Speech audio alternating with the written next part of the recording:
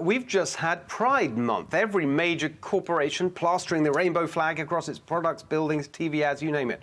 A lot of activists, by the way, who know what they're talking about, name it pride washing. Big brands covering up their actual behavior with superficial marketing gimmicks. But here is an interesting idea. Why not follow Pride Month in June with American Pride Month in July? Here's the man whose idea that was. Biotech entrepreneur and author of the upcoming book Woke Inc., Vivek Ramaswamy. Vivek, great to see you. This was such a cool thing when you put this idea out there, American Pride Month. What's behind that? What were you thinking of? Well, Steve, I've just been taking a lot of time myself to remind myself of the stories that make us proud to be American. I gave the commencement address at my high school this year, and I got into an argument with a high school student afterwards who wanted to make the case for tearing down the Jefferson Memorial, for tearing down statues of Thomas Jefferson because he owned slaves. Wow. And I couldn't get anywhere with him. But where I did get was, okay, we agree to disagree on that, but how about we build one for John Adams instead? He was the second president of the United States. He was a principled abolitionist. He did not own slaves on principle. Why don't we build statues for the people who embody our ideals instead? And so we went a little further, Stephen.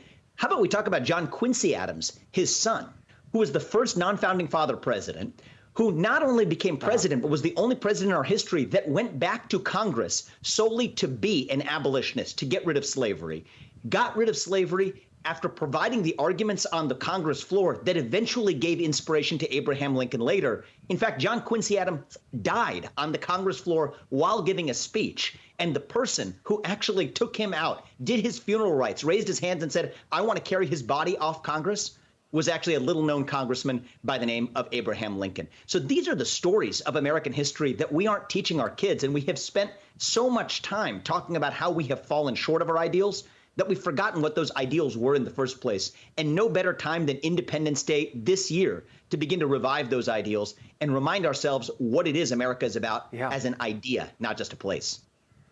Absolutely right. But thank you. I mean, I didn't know that. I don't know whether everyone in our audience did as well. So you've certainly taught me something just with that one example, and it's such a great example. Do you? I mean, I think that go on, Vivek.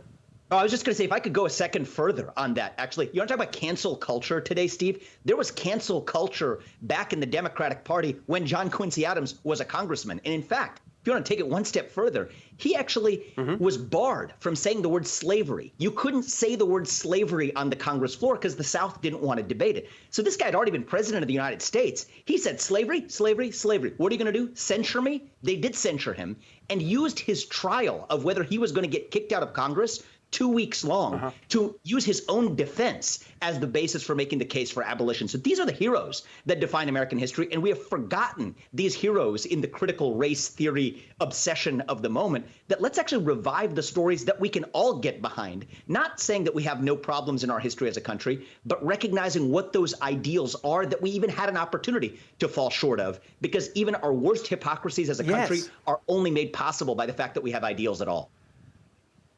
Exactly, that's right. That's why we need to remind everyone about it, because otherwise this whole thing about what we're aiming for is just lost. Quickly, do you see this as, I mean, you see the whole month, right? American Pride Month. That's what I liked about your idea.